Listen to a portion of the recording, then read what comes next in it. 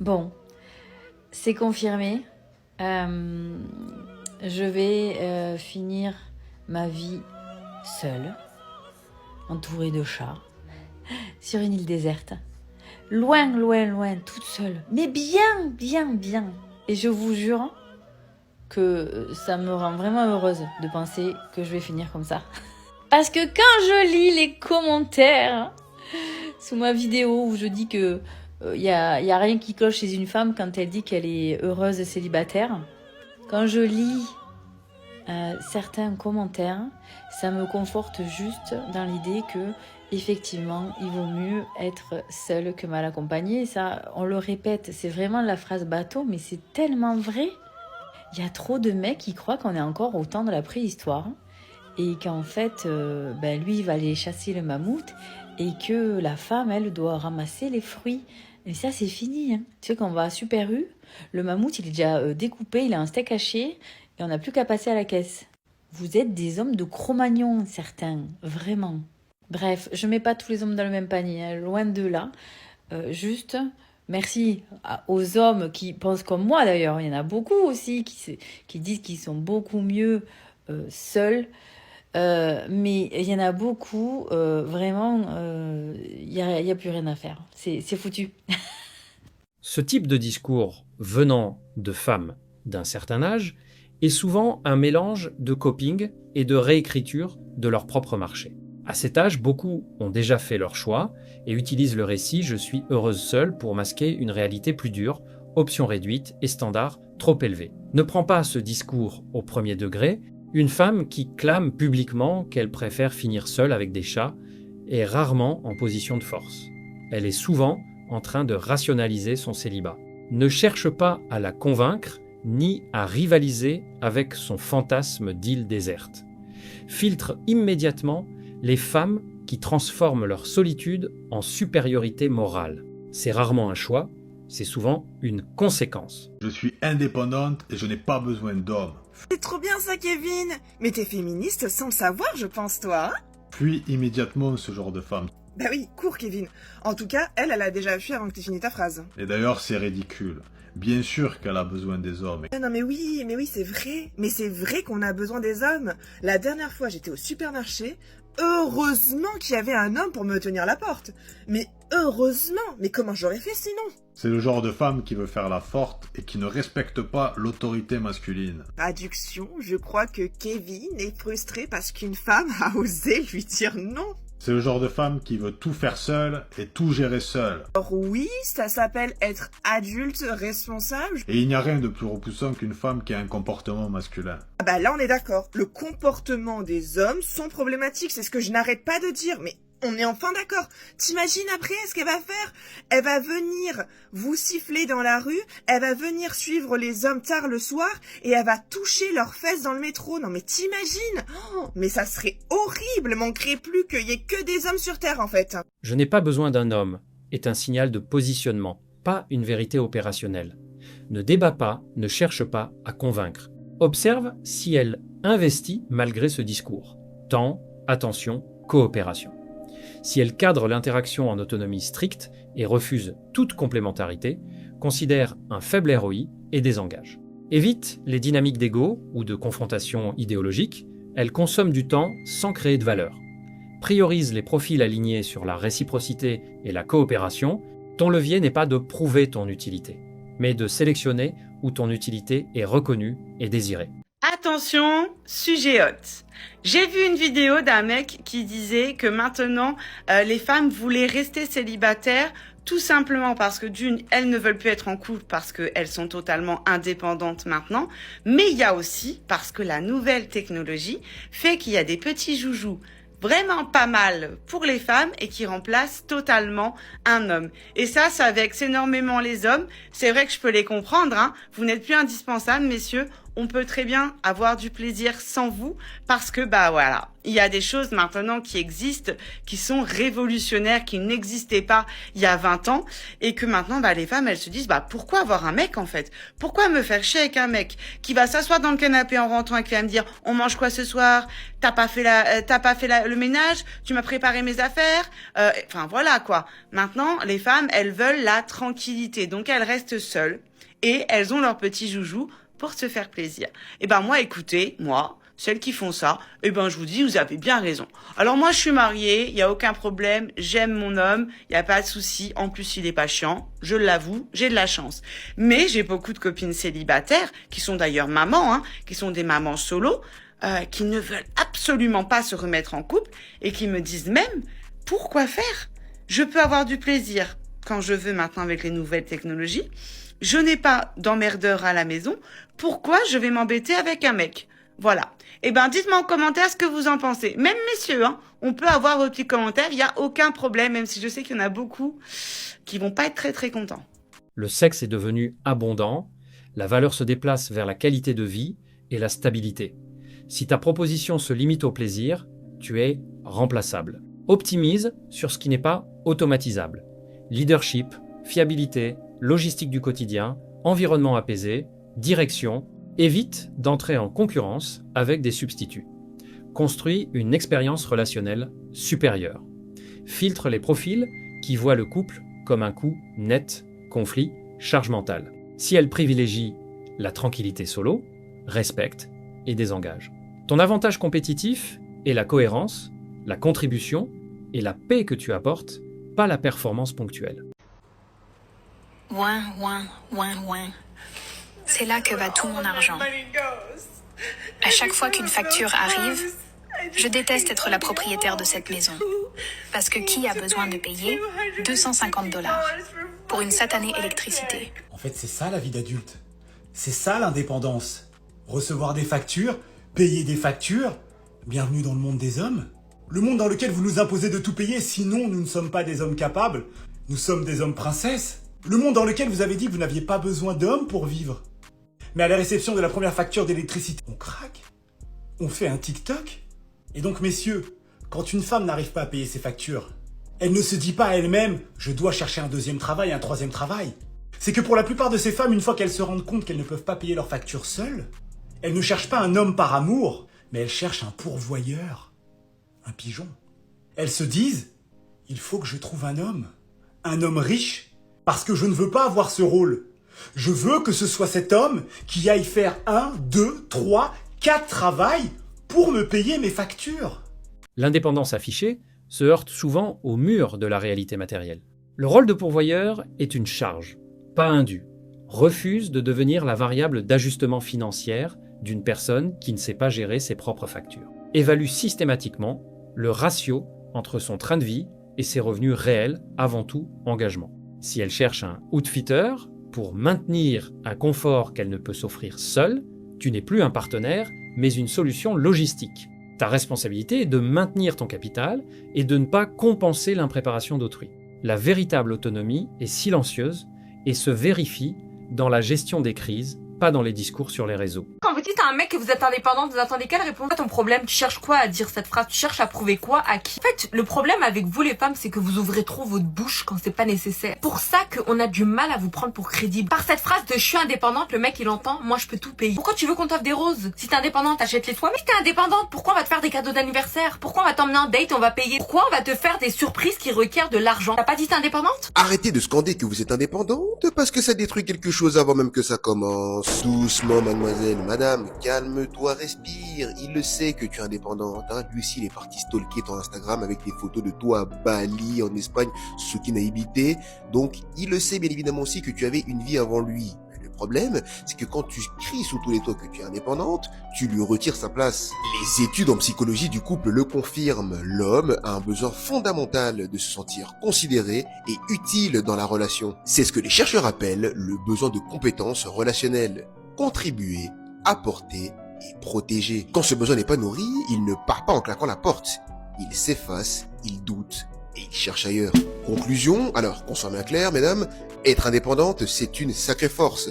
Mais quand tu es avec lui, laisse-le être là. Laisse-le répondre à tes petits caprices. Laisse-le sentir qu'il compte. Et ce n'est pas de la soumission. Bien au contraire. Vous savez ce que c'est, mesdames. C'est ce que vous nous répétez à longueur de journée sur les réseaux sociaux. C'est de l'intelligence émotionnelle. Parce que si tu as le malheur de jouer les deux rôles, tu finiras seul.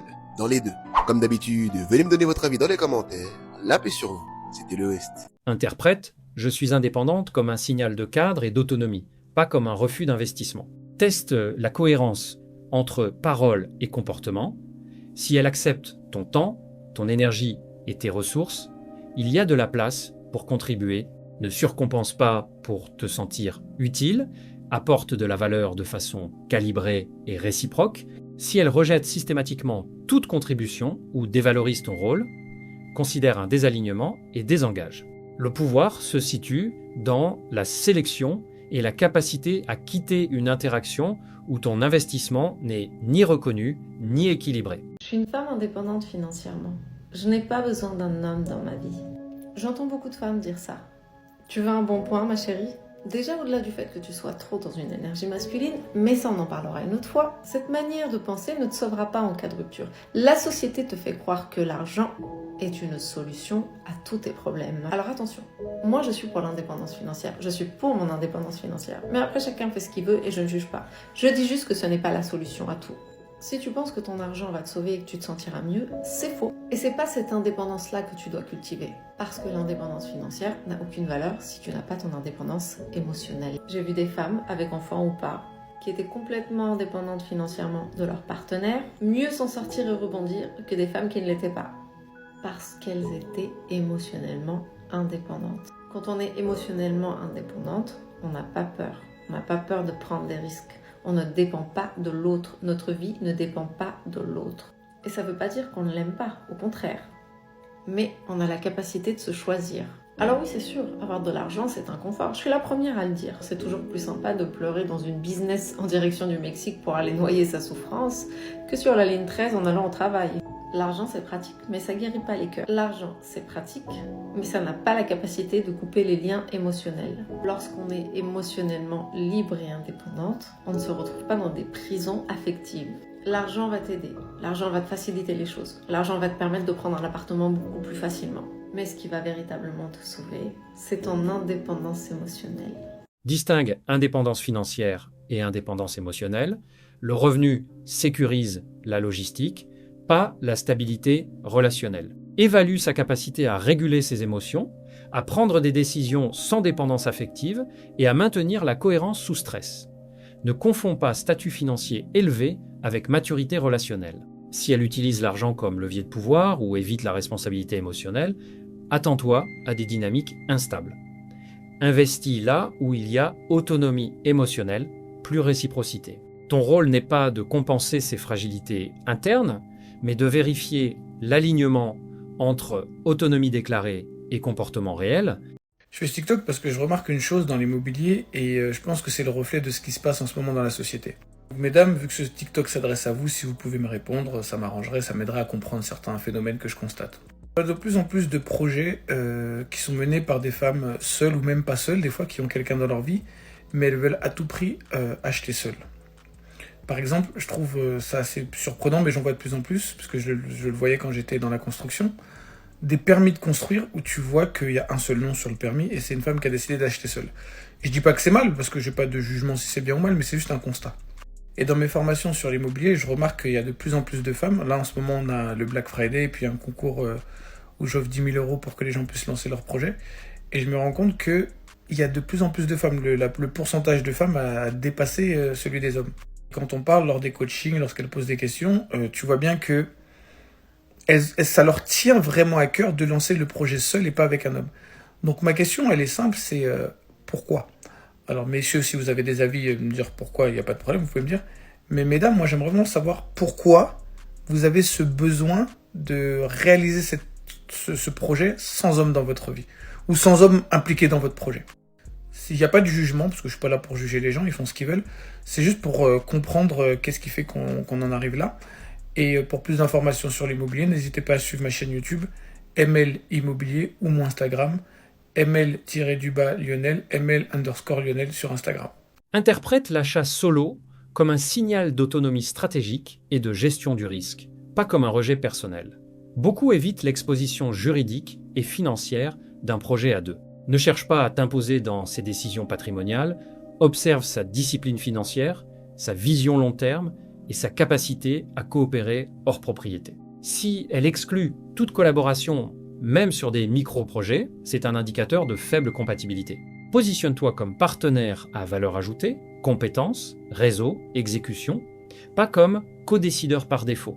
Investis relationnellement seulement si elle distingue indépendance et fermeture. J'ai toujours trouvé rigolo quand les hommes et certaines femmes disent que les femmes indépendantes n'ont pas besoin des hommes, elles vont lire l'heure. Elles font semblant de ne pas avoir besoin des hommes. La vérité est que les femmes n'ont jamais eu besoin des hommes. Mais jamais. La société a été créée, comme elle est, patriarcale, pour que les femmes soient forcées d'avoir besoin d'un homme, pour le strict minimum. Les femmes avaient besoin d'un homme, et encore aujourd'hui ont besoin d'un homme, souvent pour avoir un toit, pour dormir. Parce que sans leur mari, sans un homme dans leur vie, elles sont dans la rue. Elles ont besoin d'un homme pour manger. Parce que c'est l'homme qui a le pouvoir financier dans le couple. Si elle n'a pas cet homme-là, elle ne pourra pas manger. Elle va mourir de faim avec ses enfants.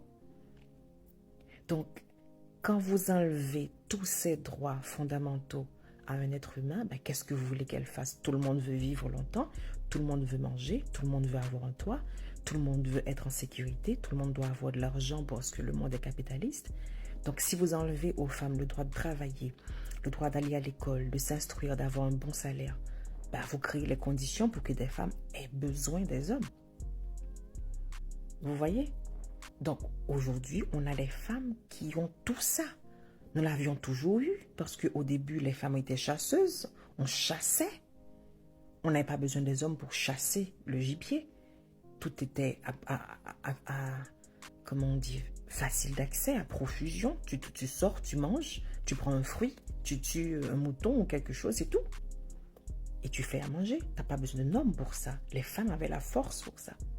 La société a changé, elle est devenue capitaliste. On avait créé des conditions pour que les femmes soient dépendantes des hommes.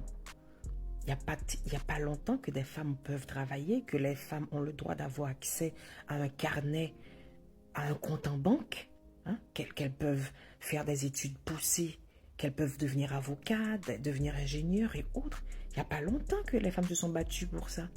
Il n'y a pas longtemps que les femmes avaient le droit de conduire une voiture. Il y a encore des pays où les femmes ne doivent pas conduire, pas parce qu'elles ne savent pas conduire, parce qu'il faut qu'elles dépendent des hommes pour même conduire. Il y a des pays encore où une femme ne peut pas voyager seule, pas parce qu'elle ne peut pas. Donc, les femmes n'ont jamais eu besoin des hommes pour ça. Aujourd'hui, on travaille, on fait de grandes études, on a des fois des meilleurs salaires que nos hommes. Des femmes sont millionnaires, sont milliardaires, sont patronnes, sont dirigeantes, sont CEO, sont présidentes d'entreprises, etc., présidentes de pays.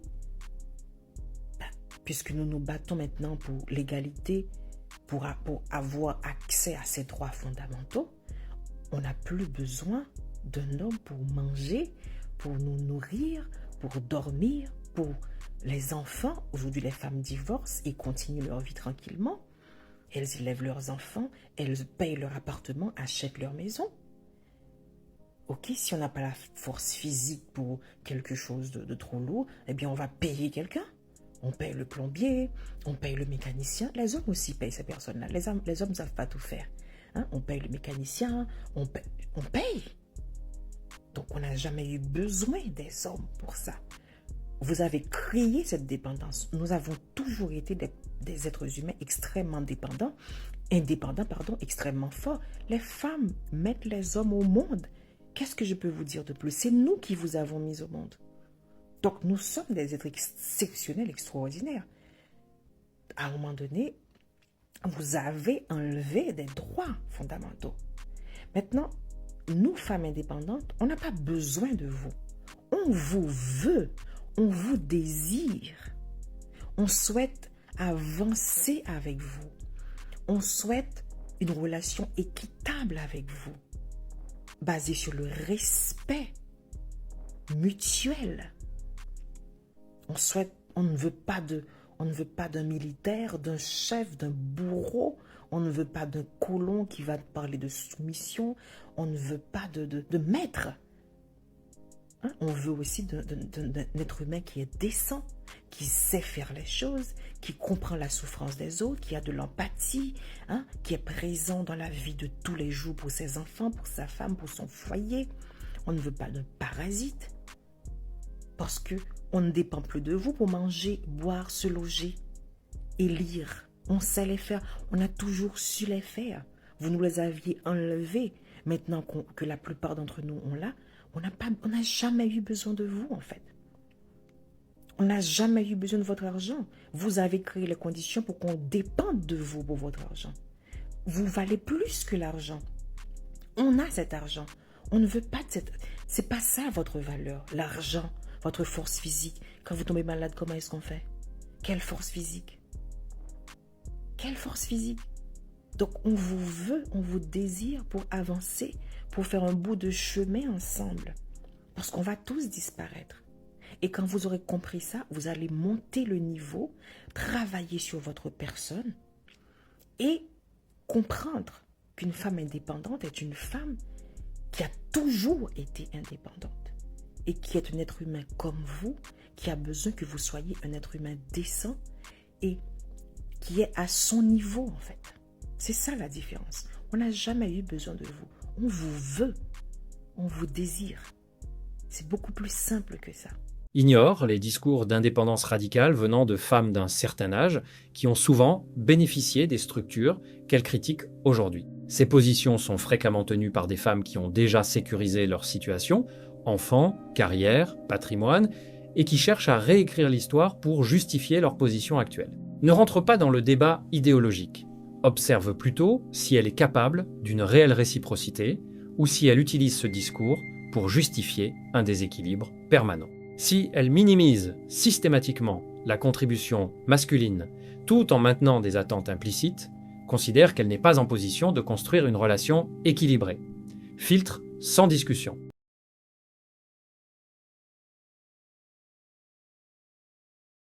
Si cette analyse t'a parlé, alors ne bouge pas. La vidéo qui s'affiche à l'écran en ce moment va sûrement te plaire. Clique dessus maintenant pour ne pas rater la suite. Reste lucide, on se retrouve de l'autre côté.